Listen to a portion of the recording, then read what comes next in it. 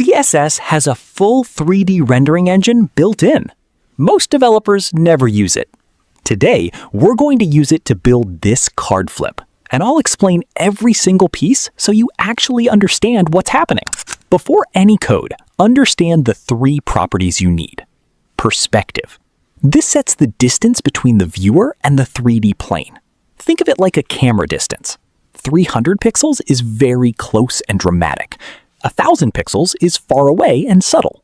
This goes on the parent. Transform style, preserve 3D.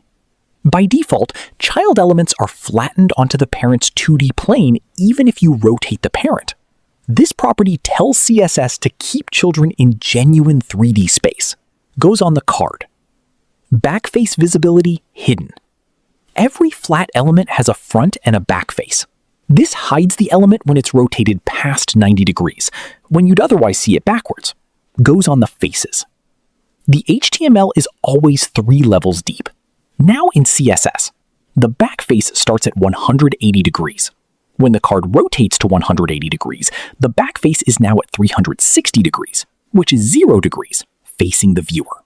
Front face at 180 degrees is now facing away. Backface visibility hidden makes each face invisible when it's turned away. Perfect flip.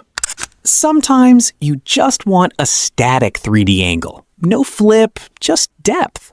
Use perspective directly inside Transform. This feels like picking the card up off the table. The shadow should reduce on hover too. If the card is rising up, it's farther from the surface. 3D in CSS. Perspective on the parent.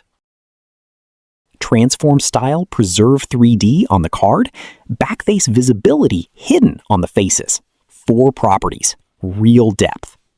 Next episode, a spotlight hover effect, where light follows your cursor with pure CSS. See you there.